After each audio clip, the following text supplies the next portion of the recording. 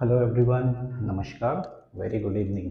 आई hope कि आप लोग बहुत अच्छे से होंगे and this evening is very special क्योंकि आज हमारे देश में we are celebrating republic day, है ना। So wish you all very happy republic day friends. आज रिपब्लिक डे होने के कारण मैंने जो सोचा कि रिपब्लिक डे के ऊपर, इसके हिस्ट्री के ऊपर एंड इसके इम्पोर्टेंस के ऊपर एक छोटा सा वीडियो बनाया जाए and that could be taken as a concept talk, है ना, कि ये रिपब्लिक डे है क्या, इसको हम क्यों मनाते हैं, and specifically why we celebrate it on 26 January only, और किसी दिन क्यों नहीं मनाया जाता है इसको। ठीक है, तो आज इसके बारे में हम लोग थोड़ी बहुत बात करेंगे and I request you all, चूँकि ये नेशनल फेस्टिवल से रिलेटेड एक वीडियो है तो आप इसको पूरा देखें। यहाँ फर्निश किए गए इंफॉर्मेशंस को आप ध्यान से सुने एंड आई थिंक कि आपको अच्छा लगेगा, है ना। तो चलिए हम स्टार्ट करते हैं जस्ट अ टॉक अबाउट और a talk on republic day. ठीक है, चलिए। रिपब्लिक डे स्टार्ट करने से पहले I would like to mention India, है ना। हम जो भी करते हैं, रिपब्लिक डे सेलिब्रेट करें, इंडिपेंडेंस डे सेलिब्रेट करें और 23 जनवरी से सेलिब्रेट करें, ठीक है ना, everything is related to India, यानी कि ये हमारा जो है बेस है। ओके, अगर एक बात मैं कहना चाहूँ, if I am not wrong, है ना, इंडिया जो है ना, इसको हम लोग कह सकते हैं this is a land of festivals, या आप यूं कहें फुल ऑफ फेस्टिवल्स। ठीक है, हमारे भारत देश में जितने त्यौहार मनाए जाते हैं, आई डोंट थिंक कि विश्व में कहीं भी या विश्व के किसी और प्रांत में इतने त्यौहार या उत्सव मनाए जाते होंगे, है ना। तो बेसिकली ना, व्हाट आई कंक्लूड कि we Indian we use to find reason to be happy, किसी भी तरह से खुश रहा जाए, दूसरों को खुश रखा जाए and we try to find the reason. Okay, तो इंडिया में वैसे बहुत सारे फेस्टिवल्स हैं, बट मैं कुछ दो डेट मेंशन करूंगा, उनको हम लोग ना स्पेसिफिकली बहुत ही प्राइड एंड ऑनर के साथ सेलिब्रेट करते हैं। The first one is independence day, independence day सबको पता है, and the second one is the Republic day.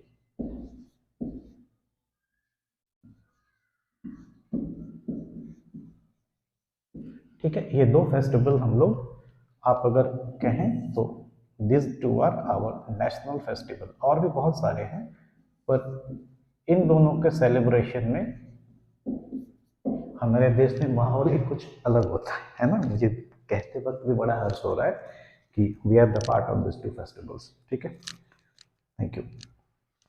चलिए देखिए, एक्चुअली क्या है ना, this is the independence day.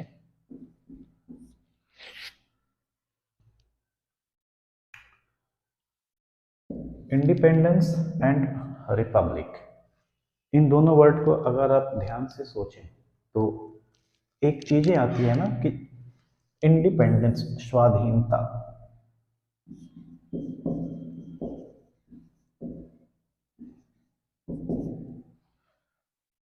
स्वाधीनता जो भी है, और रिपब्लिक,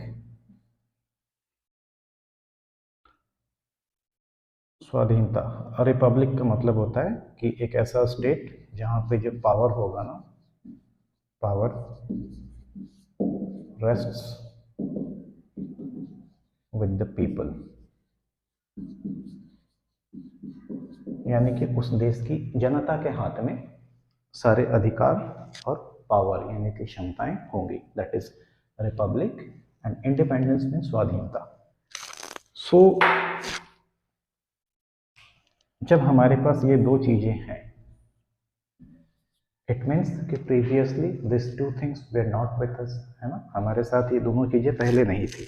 ओके, तो जब पहले नहीं थी तो पहले हम कहाँ थे, जब ये दो चीजें हमारे पास नहीं थी तो पहले हम लोग थे कहाँ पे, वी वेयर अंडर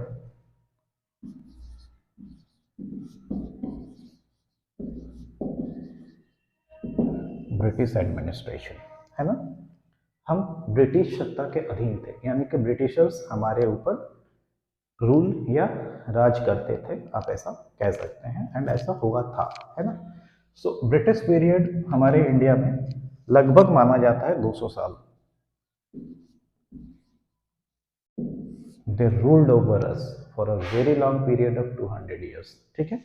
इनका स्टार्टअप अगर आप माने तो दे हैव 1775 से 1947 तक, ठीक है, सॉरी 1757 से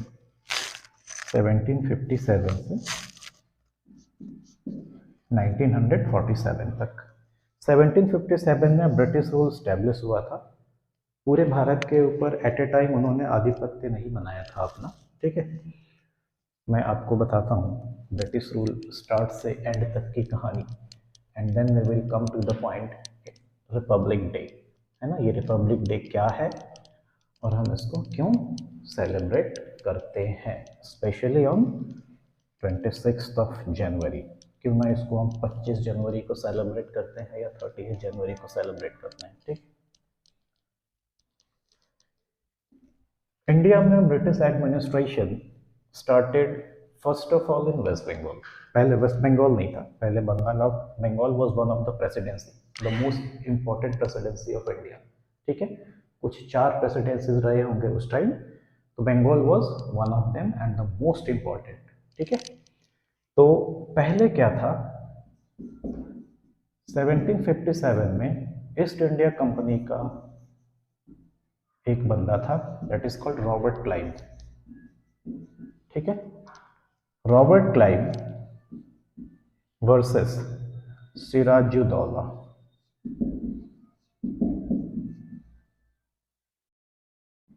इन दोनों के बीच एक वॉर हुआ, ठीक है। That war is very famous in history. इसको हम लोग कहते हैं battle of Plassey.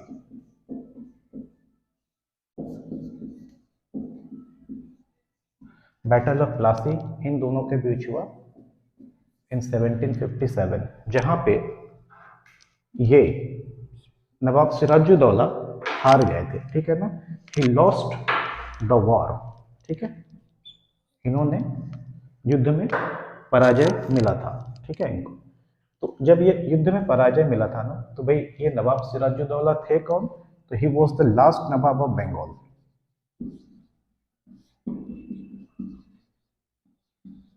Last nawab of Bengal, ये बंगाल के लास्ट नवाब थे, ठीक है, अंतिम नवाब थे। तो इसके बाद क्या हुआ, रॉबर्ट क्लाइव ने अपना अधिकार, अपना आधिपत्य वेस्ट बंगाल टेरिटरी के ऊपर स्टैब्लिश कर लिया, एंड ग्रेजुअली वो धीरे धीरे with the help of business administration etcetera वो ऑलमोस्ट पूरे इंडिया को कवर अप कर गए, and this is how the British rule established in India, ठीक है। It started all the way in 1757 and continued till 1947, ठीक है। चलिए अब आगे की कहानी देखते हैं।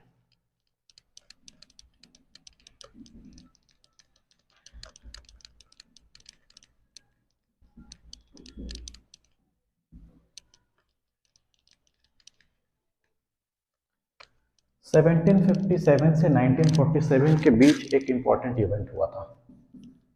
1757 से 1947 के बीच एक इंपॉर्टेंट इवेंट हुआ था, दैट इज 1857। आप इसको सिपाही म्यूटिनी कहिए या द फर्स्ट फ्रीडम स्ट्रगल कहिए, आप इसको कह सकते हैं, ठीक है ना।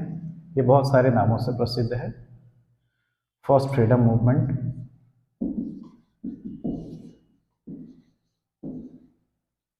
फर्स्ट फ्रीडम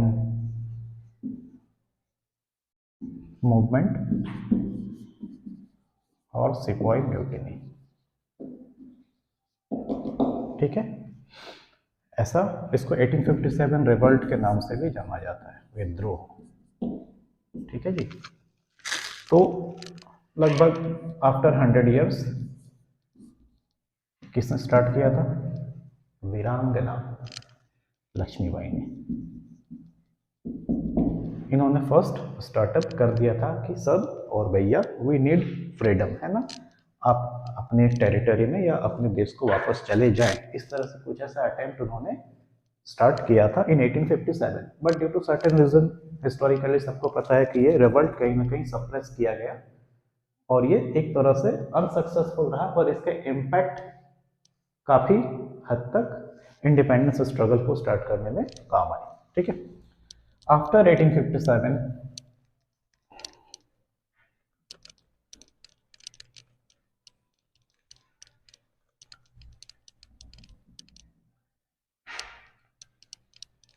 एक टीम बनाया गया। ठीक है, आप ऐसे टीम करके मानिए, इंडियन नेशनल कांग्रेस। इंडियन नेशनल कांग्रेस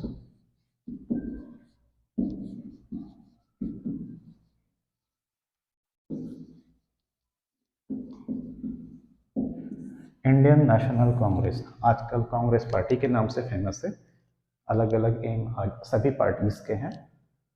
मैं अपने इस लेक्चर और वीडियो के थ्रू किसी पार्टी का समर्थन नहीं करता हूँ। ठीक है, इस इवेंट में, है ना, कि ऑन द वे जब मैं एक्सप्लेन कर रहा हूँ अबाउट द रिपब्लिक डे, तो इनका कुछ थोड़ा बहुत रोल रहा है एंड दैट इज वाई मैं इनका नाम ले रहा हूँ। ठीक है, तो 1857 रिवोल्ट के बाद क्या हुआ मैं आपको बताऊं। 1885 ऑन 28th ऑफ दिसंबर 1885 को बॉम्बे में, कहा, बॉम्बे में गोकुलदास एक कॉलेज होगा, Gokuldas Sanskrit college. Okay,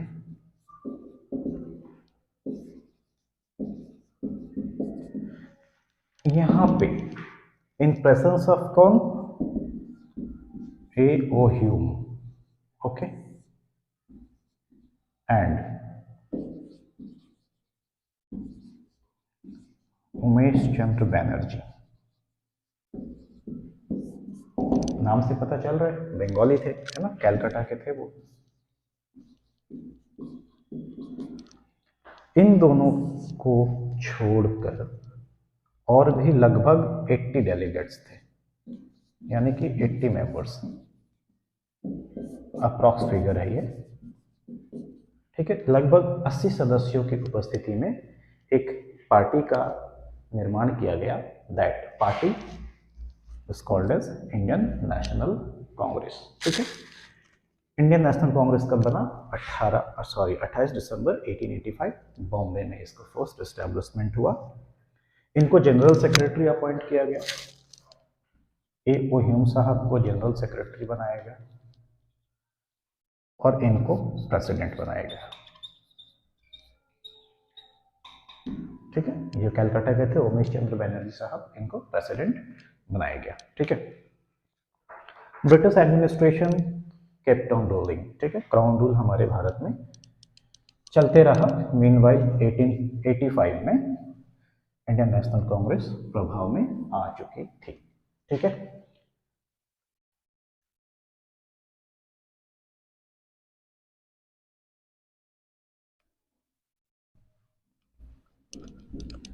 generations change हो रहे हैं, टाइम बीतते गया।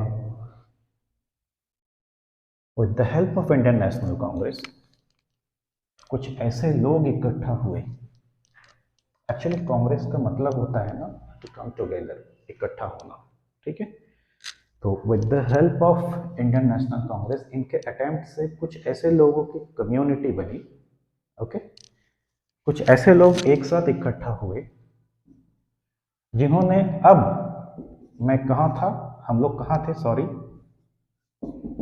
ब्रिटिश रूल के अंडर में थे। ठीक है, अब जिन्होंने इनको अप्रोच किया, किसने अप्रोच किया, पहले तो मैं सीधे लिखता हूं, members of Indian National Congress. क्या अप्रोच किया, हमको ये दे दो, फ्रीडम। ठीक है, मना कर दिया इन्होंने, नहीं कैसे दे दे फ्रीडम। तो जब मना किया तो एजिटेशंस हुए, मूवमेंट हुए, बहुत सारे मूवमेंट्स हुए, आप हिस्ट्री में इसको चेक कर सकते हैं, ठीक है ना। ओके, तो इस मूवमेंट के दौरान कुछ लोग थे ना, मान लीजिए मैं मान लेता हूं कि देयर वेयर, चलिए मैं अप्रोक्स 100 मान लेता हूं कि 100 लोग थे, फिर उनके फॉलोवर्स बने, धीरे धीरे पूरा देश उनके प्रभाव में आ गया, या देश का एक मैक्सिमम हिस्सा इनके प्रभाव में आ गया, जो अब ये चाहने लगे कि हाँ इंडिपेंडेंस मिलता हमें तो बहुत अच्छा होता। तो अब इस इंडिपेंडेंस में क्या है ना, कुछ ग्रुप बन गए।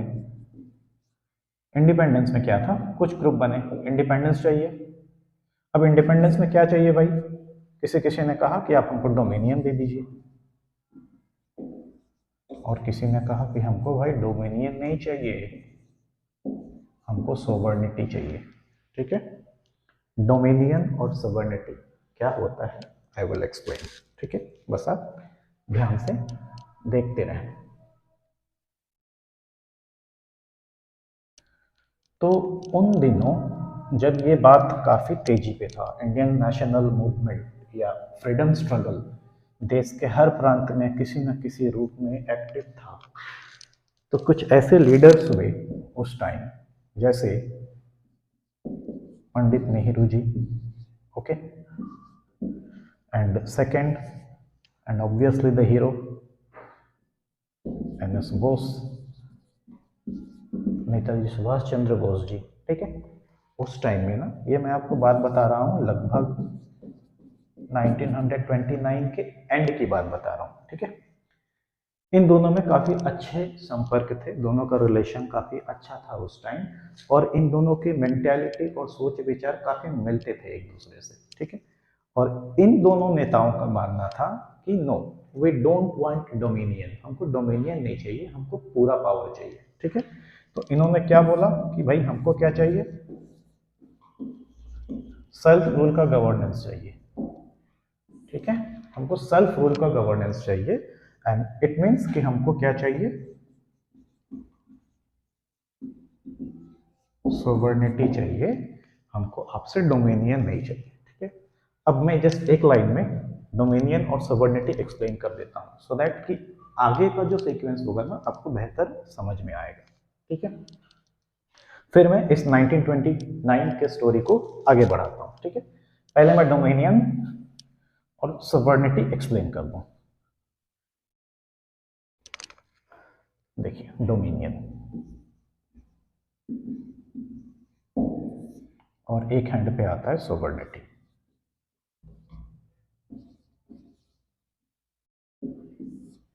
डोमिनियन का मतलब होता है, जैसे ये दो देशों की कहानी है ना, एक तरफ इंग्लैंड है और दूसरी तरफ भारत है। तो आप ऐसे ही मैं डायरेक्ट समझा दूं आपको कि एक तरफ इंग्लैंड है, दूसरी तरफ इंडिया है। डोमिनियन का मतलब ये हो रहा है कि इंग्लैंड पहले हमारे ऊपर रूल करता था। ठीक है, अब क्या होगा कि इंडिया अपना गवर्नमेंट बनाएगी। ठीक है, अपना गवर्नमेंट बनाएगी, अपना रूल बनाएगी और अपने तरह से काम करेगी। ठीक है, पर इनका एक ऑब्जर्वर इसके ऊपर बैठा रहेगा, that is called dominion state. ठीक है, इन दैट केस आप मान लीजिए कि गवर्नर जनरल हुआ या वाइसराय हुआ, ये इसके ऊपर बैठे रहेंगे as a head of the administration, और वो क्या करेंगे, हमारे इंडियंस इनको रिपोर्ट करेंगे, और ये फर्दर वहाँ पे state of the head England में जो क्राउन बैठा होगा वो उसको रिपोर्ट करके हमारे काम को कंसेंट देगा। दैट इज डोमिनियन का मतलब आप सीधे सीधे मान सकते हैं कि we are free to do many things but we are not free to do anything. जो आज हम कर सकते हैं, है ना, आज हमारे भारत का जो स्टेटस है, we are the republican country, हमारे पास सोवर्निटी है, सुप्रीम पावर है, और हम अपने देश के हित में ना, हम इन द सेंस कि द गवर्नमेंट ऑफ इंडिया, ठीक है ना, for the betterment of our country can take any kind of decision बिना किसी के सहमति के। ठीक है, तो this is called dominion, and sovereignty is the supreme power. जैसे मैंने अभी जस्ट आपको डिस्कस किया कि सोवर्निटी में क्या है कि we can do anything, that is called sovereignty. Okay, and we can do many of the things under supervision of someone else, that is dominion state. वो हमें कुछ ज्यादा रोक टोक नहीं करेगा, कुछ ज्यादा डिस्टर्ब नहीं करेगा, we would be continuing our things, that is got, that is thing कि we have got the dominion status. ठीक है, डोमिनियन स्टेटस इंडिया को मिला था, कब मिला, कैसे मिला, I will explain, keep watching. तो 1929 में फ्रीडम मूवमेंट के दौरान की बात है। ठीक है, अब आप यहाँ आ जाइए। 1929 में फ्रीडम मूवमेंट के दौरान की बात है, लगभग मैंने कहा था ये एंड की बात है, तो it was on 31st of December 1929। Party के मेंबर्स थे, इकट्ठे हुए होंगे एक जगह, कोई मीटिंग चल रहा होगा उनका, एंड इन वन लेक्चर, अपने भाषण में नेहरू जी ने क्या कह दिया, we are coming to the point कि रिपब्लिक डे को हम 26 जनवरी को क्यों मनाते हैं। ठीक है,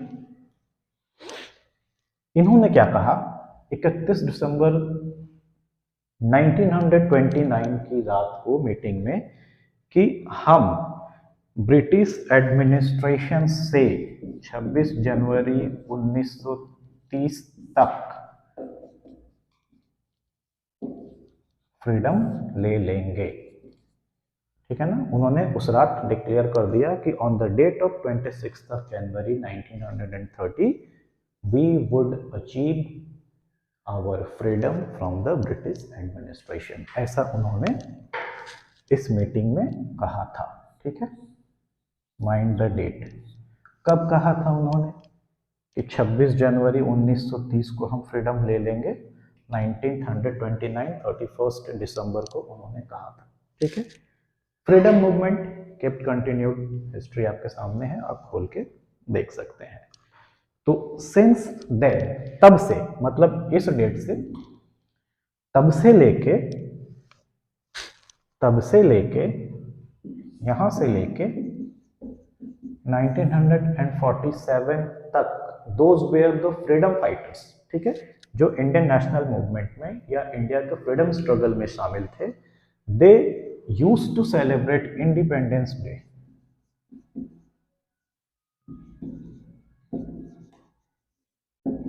ठीक है, कब, on 26 January of every year.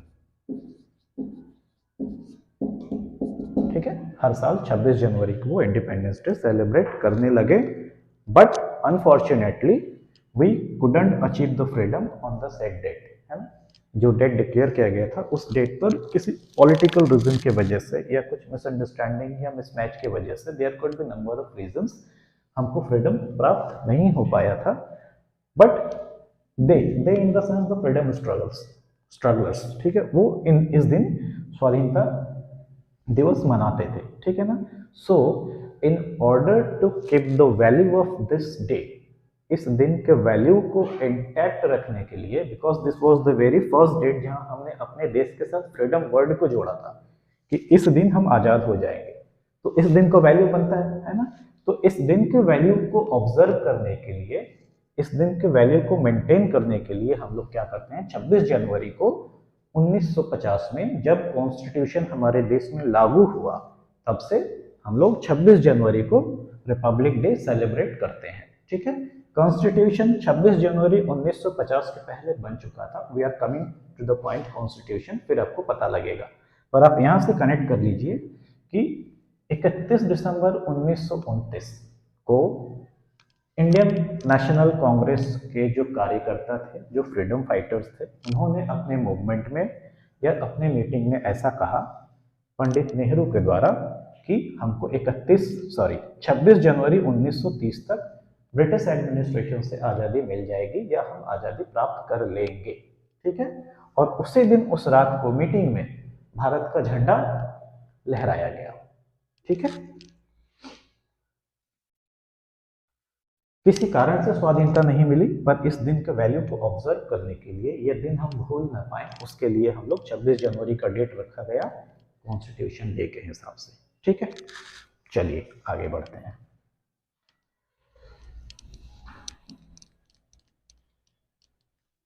Republic day की कहानी से पहले ना we should know about the independence, क्योंकि पहले आप आज़ाद होंगे और उसके बाद आप रिपब्लिक होंगे। ऐसा नहीं है कि आप रिपब्लिक हो गए और आप आज़ाद नहीं है, ठीक है ना। दैट इज वाई मैं फ्रीडम स्ट्रगल की बात यहाँ पे कर रहा हूँ। ठीक है सर, चलिए अगर आप ये वीडियो पूरा देखते हैं ना, तो पूरा देखने के बाद इफ़ यू थिंक कि वीडियो में शेयर किए गए इंफॉर्मेशंस आपको पता थे या आपने कहीं से पढ़ा था, तो यू मे कमेंट। और अगर नहीं पता था या इस वीडियो से थोड़ा भी आपको इन्फॉर्मेशन मिला हमारे देश के स्वाधीनता संग्राम या रिपब्लिक डे के बारे में, तो आप वो भी कमेंट करके बताएं। ठीक है, थैंक यू। चलिए, तो 1929 से लेकर हम लोग 1930 26 जनवरी तक की बात को हमने समझ लिया। ठीक है, अब ड्यूरिंग ब्रिटिश एडमिनिस्ट्रेशन, ठीक है, ड्यूरिंग ब्रिटिश एडमिनिस्ट्रेशन क्या था?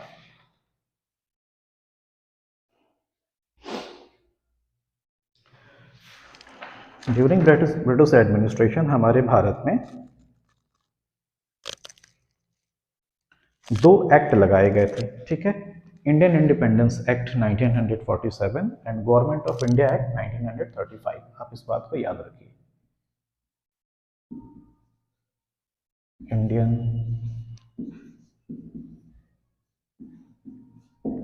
इंडिपेंडेंस एक्ट 1947 और एक इंपॉर्टेंट एक्ट था गवर्नमेंट ऑफ इंडिया एक्ट 1935। ठीक है,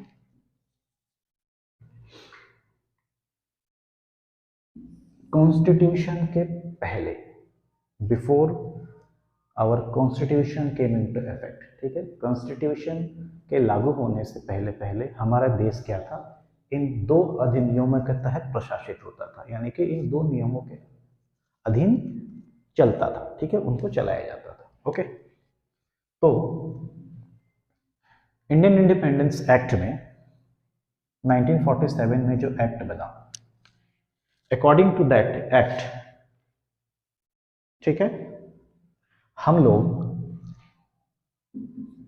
15 अगस्त 1947 को आजाद हो गए। क्या मिला हमको? हमको आजादी मिल गई। ठीक है, government of India act, constitution में जितने भी प्रोविजंस हैं हमारे कॉन्स्टिट्यूशन में, I think almost there are 400, अगर एग्जैक्ट माने तो मे बी 396 कुछ ऐसे प्रावधान है, मतलब आर्टिकल्स आर देयर, है ना। तो हमारे कॉन्स्टिट्यूशन में एक आर्टिकल है, दैट इज आर्टिकल 395। इसकी बड़ी खास बात यह है ना कि it has got the repealing power.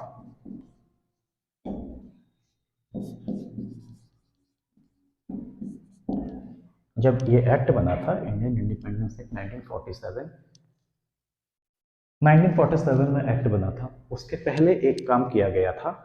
In 1946 constitution committee को ड्राफ्ट किया गया था।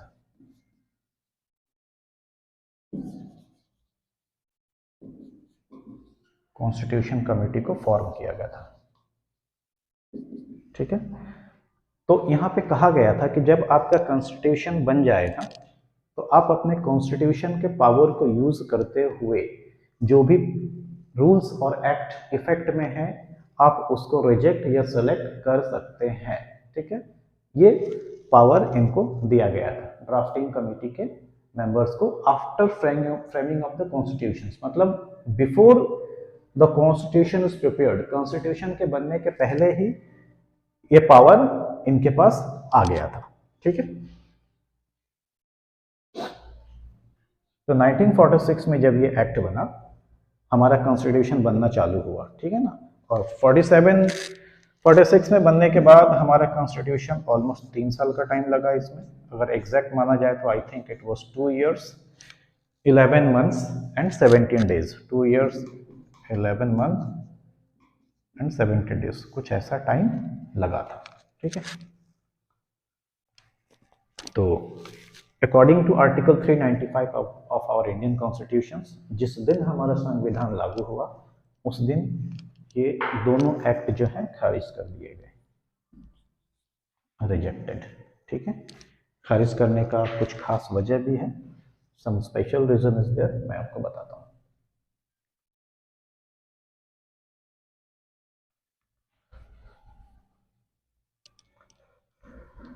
ऑन 9 दिसंबर, है ना, 9 दिसंबर को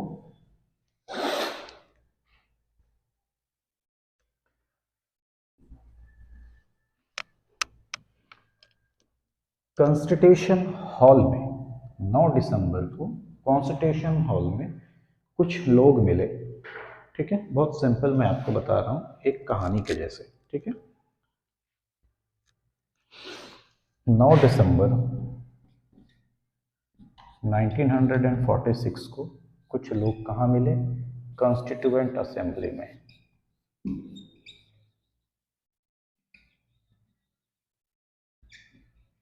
ठीक है, ये कॉन्स्टिट्यूएंट असेंबली आज हमारे पार्लियामेंट का सेंट्रल हॉल है।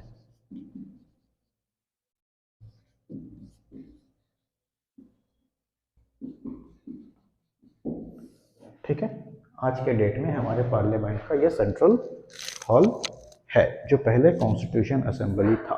तो इस कॉन्स्टिट्यूशन असेंबली में कुछ मेंबर्स मिले आपस में, जहां पे कॉन्स्टिट्यूशन ड्राफ्टिंग कमेटी को ऑर्गेनाइज किया गया। ठीक है, कॉन्स्टिट्यूशन ड्राफ्टिंग कमेटी।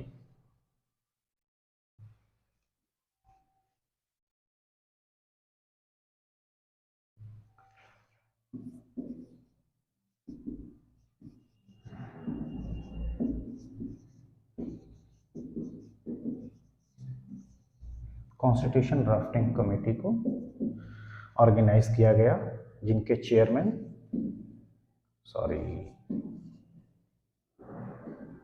डॉक्टर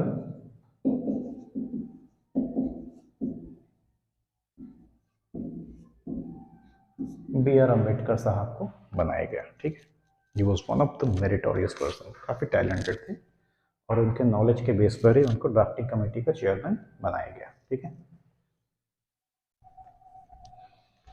2 साल 11 महीने 17 दिन की मेहनत के बाद, है ना, हमारा इंडियन कॉन्स्टिट्यूशन वर्ल्ड का सबसे बड़ा कॉन्स्टिट्यूशन है। कॉन्स्टिट्यूशन को बनाने के पहले कॉन्स्टिट्यूशन कमेटी के मेंबर्स ने ऑलमोस्ट 60 से 70 देशों के कॉन्स्टिट्यूशन को पढ़ा, समझा, वहाँ से अच्छी चीज़ों का निचोड़ निकाला, कुछ आर्टिकल्स और चीज़ें अपनी तरफ से डाली गई, and then it become ready. ठीक है, तो कॉन्स्टिट्यूशन हमारा कब बन के तैयार हो गया?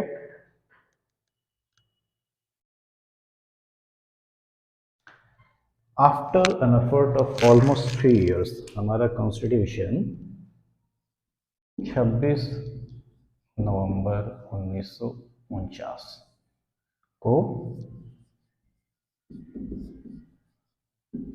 हमारा जो कॉन्स्टिट्यूशन था वो रेडी हो गया। ठीक है, और ये कॉन्स्टिट्यूशन उस समय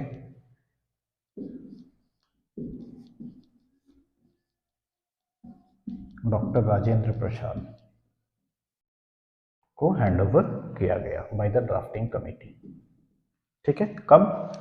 26 नवंबर 1949। हमारा देश आज़ाद हो चुका था और डॉक्टर राजेंद्र प्रसाद साहब जो थे उस समय हमारे देश में प्रेसिडेंट के तौर पर डेजिग्नेटेड थे। ठीक है, the first president of independent India, स्वाधीन भारत के प्रथम राष्ट्रपति डॉक्टर राजेंद्र प्रसाद जी थे। ठीक है, तो 26 नवंबर 1949 यानी कि 26 नवंबर 1949 को इंडियन कॉन्स्टिट्यूशन बन के तैयार हुआ। ठीक है, और उसको डॉक्टर राजेंद्र प्रसाद को हैंडओवर किया गया। मतलब the constitution was accepted by us. हमारे कॉन्स्टिट्यूशन में अगर आप पढ़ेंगे तो ये भी लिखा हुआ है कि हम भारत के लोग, ठीक है ना, we the people of India, अपने आप को ये संविधान देते हैं, ठीक है ना, मतलब the constitution is prepared by us, for us and given to us only, ठीक है ना। तो ये कॉन्स्टिट्यूशन प्रोवाइड किया गया ऑन 26 नवंबर 1949 को, ठीक है। अच्छा, 26 नवंबर 1949 को जब कॉन्स्टिट्यूशन बन गया और इसको इफेक्ट में लाया गया 26 जनवरी 1950 को, इसका मतलब ये नहीं है कि इसके किसी भी आर्टिकल्स को इफेक्ट में नहीं लाया गया था आफ्टर दिस डेट, ठीक है। कंट्री है, इट्स अ वास्ट टेरिटरी, तो इसको चलाने के लिए कुछ नियम कानून होने चाहिए। कौन हेड ऑफ द ऑर्गेनाइजेशन होगा, sorry head of the state होगा, किसकी क्या रिस्पॉन्सिबिलिटीज होगी, ये सेलेक्ट करने के लिए कुछ प्रावधान होने चाहिए ना, सब rules and regulation should be there, ठीक है। तो कुछ कुछ आर्टिकल्स, जैसे कि वोटिंग का जो आर्टिकल था ना, इलेक्शन का, वो पारित कर दिया गया था आफ्टर दिस डेट, ठीक है। तो वो पारित कर दिया गया था। उसके बाद ड्राफ्टिंग कमेटी मेंबर्स की सहमति से डॉक्टर राजेंद्र प्रसाद को इंटरिम प्रेसिडेंट बनाया गया था। माइंड इट, मैंने एक वर्ड कोट किया है, interim president, I am going to clarify it, ठीक है।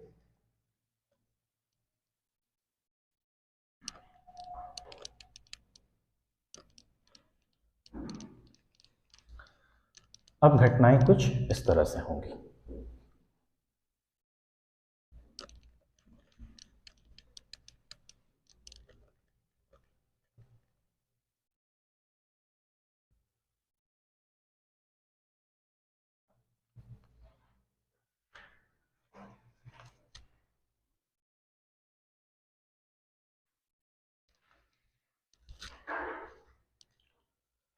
हाय, तो आगे देखते हैं head of the state from 1947 to 1950।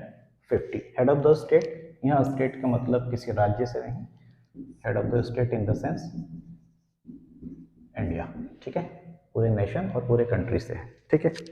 देखिए, we got our independence on 15th of August 1947, ठीक है, यानी कि up to 14th of August in 1947 Lord Mountbatten जो थे हमारे देश में वायसराय और गवर्नर जनरल के पद पर नियुक्त थे, ठीक है ना। तो he was the last viceroy and the last governor general of British administration, ऐसा आप अपनी जानकारी के लिए मान सकते हैं, ठीक है। अच्छा, वाई वायसराय, वायसराय और गवर्नर जनरल करते क्या है? वायसराय इन द सेंस ना, इनका जो काम होता है that he is the person, okay, he is the person exercising authority in a colony, यानी कि उपनिवेश।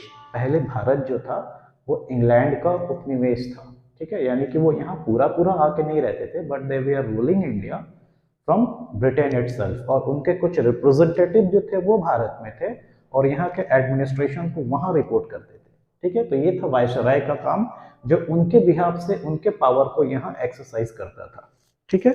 और गवर्नर जनरल भी लगभग उसी तरह से है, that is the chief representative of that crown, जो ब्रिटेन का राजा था उसका जो मुख्य दूत था, that is the governor general उस टाइम में था। तो लॉर्ड माउंटबेटन दोनों ही पदों पर नियुक्त थे, सामान्य तौर पर एक ही व्यक्ति को रखा जाता था। तो लॉर्ड माउंटबेटन वायसराय और गवर्नर जनरल ऑफ इंडिया रहे 14 अगस्त 1947 तक, माइंडेड। उसके बाद एक पद चला गया, क्या चला गया? वायसराय के पद को खत्म कर दिया गया। कैसे खत्म कर दिया गया? इंडियन इंडिपेंडेंस एक्ट 1947 में ये बात कहा गया था कि जब आपका संविधान बन के तैयार हो जाएगा तो अकॉर्डिंग टू द आर्टिकल, ये द लास्ट सेकेंड आर्टिकल होगा, that is article 395। According to that article, the Constitution of India or the Indian government has got the power to repeal any of the existing articles, acts, rules or regulations। मतलब किसी भी articles को आप हटा सकते हैं, मिला सकते हैं, कम कर सकते हैं, बढ़ा सकते हैं, एनीथिंग, ठीक है। That has got the repelling power.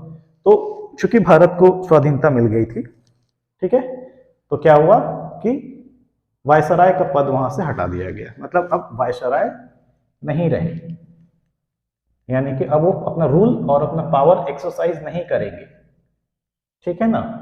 अब उनको गवर्नर जनरल बना के रख दिया गया, और वो भी गवर्नर जनरल बनाने का कंडीशन क्या था कि भारत के लोग, ठीक है, यानी कि भारत में जो भी कार्यकर्ता होंगे, भारत के लोग अपनी सहमति से जिस आदमी को चुनेंगे, ब्रिटिश एडमिनिस्ट्रेशन का जिस रिप्रेजेंटेटिव को चुनेंगे, ब्रिटेन का राजा उसी आदमी को यहाँ गवर्नर जनरल के तौर पे स्थापित करेगा for the purpose of supervision. देखिए, मिला हमें क्या था? आजादी। ये एक्चुअली गवर्नर जनरल रखने का रीजन आप समझ लीजिए, जब आजादी मिलेगी तो भाई चलो हटो, आप क्यों रखे बेकार में। पर ड्राफ्टिंग कमेटी में सारे लोग दिग्गज थे, मैच्योर थे, ऑप्टिमिस्टिक थे, वो आगे की बातों को सोच और समझ सकते थे। तो जब ऐसी कुछ बातें दिमाग में आती हैं ना कि अचानक से किसी बंधन से कोई मुक्त हो जाए, ठीक है, अचानक से कोई प्रेशर उसके ऊपर से हटा लिया जाए, तो भटकने के और गिरने के चांसेस ज्यादा रहते हैं, ठीक है। तो इन दैट केस क्या हुआ कि एक सुपरवाइजर बैठा हो जो धीरे धीरे कंट्रोल करते हुए आगे निकले, ठीक है। तो इन दैट केस क्या था, गवर्नर जनरल को भारतीय कार्यकर्ताओं ने, या जो भारत के लोग थे, भारत के ड्राफ्टिंग कमेटी कहिए या पॉलिटिकल पार्टी के जो लोग थे, इंडियन नेशनल कांग्रेस के भी जो लोग थे, उन्होंने व्हाट दे सजेस्टेड कि लॉर्ड माउंटबेटन को रखा जाए। देखिए, इससे दो बातें साफ होती हैं कि लॉर्ड माउंटबेटन का संपर्क उस समय उपस्थित भारतीय कार्यकर्ताओं के साथ बेहतर रहा होगा, point one. Second point is that Lord Mountbatten जो थे एडमिनिस्ट्रेशन में एक अनुभवी और एफिशिएंट व्यक्ति थे, तभी उनको रखा गया था। तो इन दो कारणों से लॉर्ड माउंटबेटन को भारतीयों ने गवर्नर जनरल के पद पर स्वीकार किया था, ठीक है। अच्छा, तो उनके रिक्वेस्ट पर, उनके रिकमेंडेशन पर लॉर्ड माउंटबेटन रहे अप टू 14 अगस्त 1947 तक वो viceroy plus governor general. Act पारित होने के बाद, कॉन्स्टिट्यूशन पारित होने के बाद, जब फ्रीडम मिलने के बाद, सॉरी, फ्रीडम मिलने के बाद 15 अगस्त 1947 के बाद रूलिंग कैपेसिटी चली गई थी ब्रिटेन की, that is why they could not exercise any power upon us. तो वाइसराय के पद को हटा दिया गया, वाइसराय के पद को काट दिया गया, ठीक है। अब सिर्फ सुपरविजन उनका काम है, आप थोड़ा बहुत गाइडलाइंस करिए कि what to do, how to do, ठीक है। और ये काम हम उन्हीं से ले सकते हैं जिनसे हमारा अपना संपर्क अच्छा हो। तो Lord Mountbatten was fit in that case, ठीक है। तो 15 अगस्त 1947 से 26 जून 1948 तक लॉर्ड माउंटबेटन भारत में गवर्नर जनरल के तौर पे डेजिग्नेटेड थे, ओके। 26 जून 1948 के बाद अब लॉर्ड माउंटबेटन का भी मन भर आया था, he was also wanting to migrate from India. अब वो चाहते थे कि भारत से चले जाएं, तो उन्होंने एक सहमति बनाई कि अब आप अपना शासन कार्यभार संभालिए और मुझे छुट्टी दीजिए, ठीक है। तो 26 जून को वो भारत छोड़ के चले गए, सॉरी।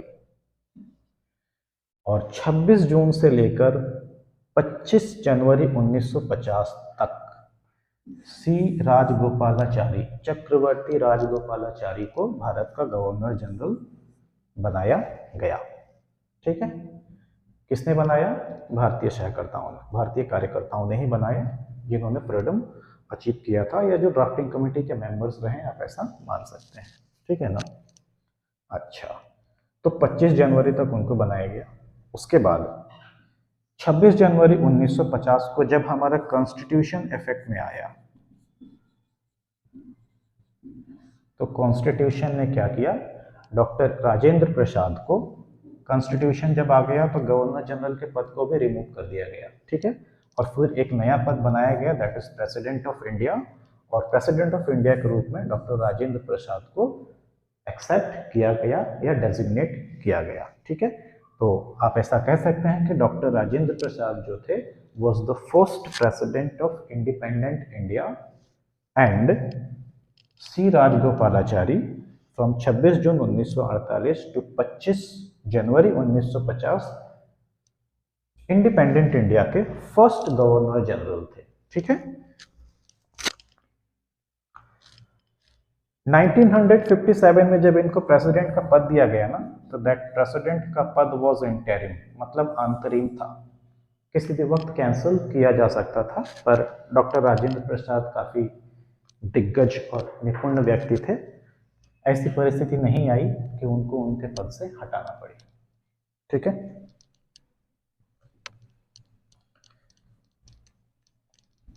तो सहमति ऐसी कुछ बनाई गई कि जब तक भारत में सभा राष्ट्रपति का चुनाव ना हो, तब तक जो है डॉक्टर राजेंद्र प्रसाद ही भारत के प्रेसिडेंट के रूप में कार्यरत रहेंगे।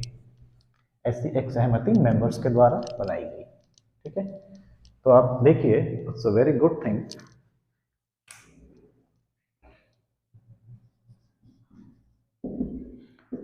अप टू 1950, सॉरी, फ्रॉम 1950 से लेके 1952 तक ये जो थे ना, डॉक्टर राजेंद्र प्रसाद मान लीजिए आप, ठीक है, ये जो भारत के क्या थे,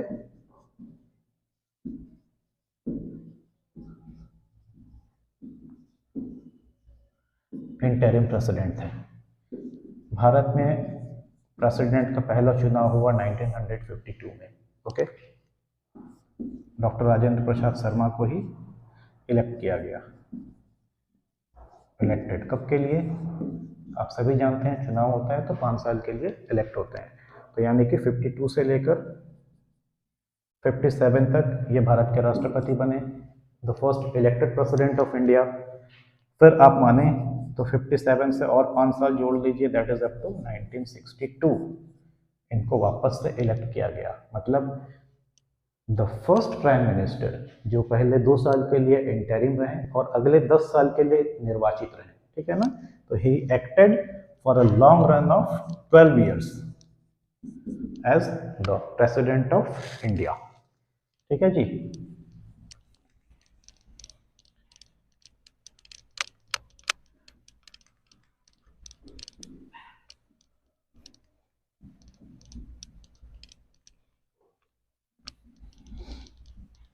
प्रेसिडेंट ऑफ इंडिया बन गए। कॉन्स्टिट्यूशन बनकर रेडी कब हुआ, जस्ट वन लास्ट रिकैप, 26 नवंबर 1949 को कॉन्स्टिट्यूशन रेडी हुआ था।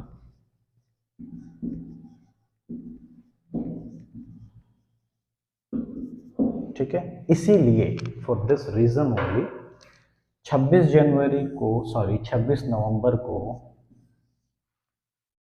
कॉन्स्टिट्यूशन डे के नाम से भी, कॉन्स्टिट्यूशन डे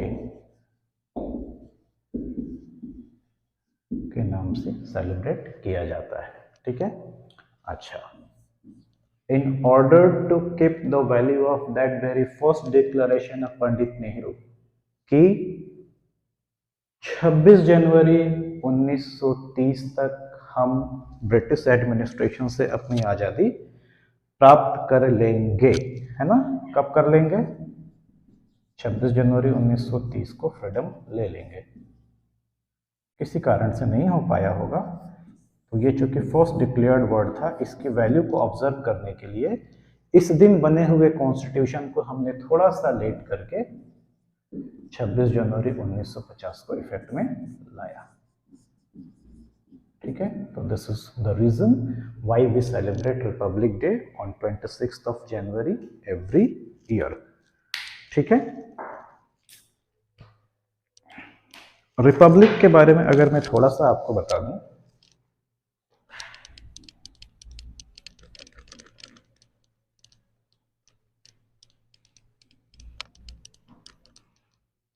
रिपब्लिक,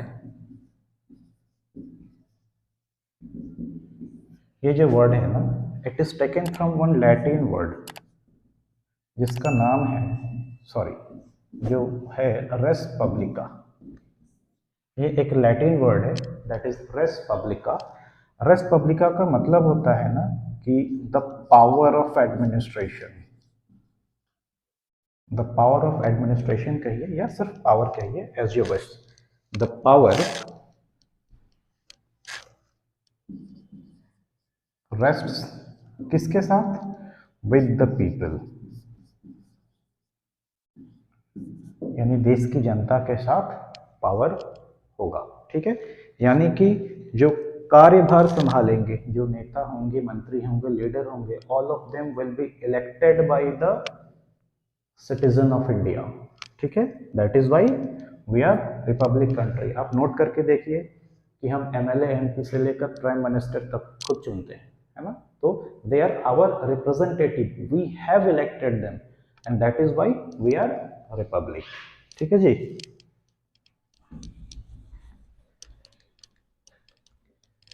आगे एक छोटा सा टॉपिक और बनेगा, होस्टिंग ऑफ फ्लैग, तिरंगे का लहराना या फहराना। इसमें थोड़ा सा डिफरेंस है। What is hosting of flag? Actually hosting word से ही चला जाता है सब कुछ, तो ये होस्टिंग एक्चुअली नहीं होता है। There are two words.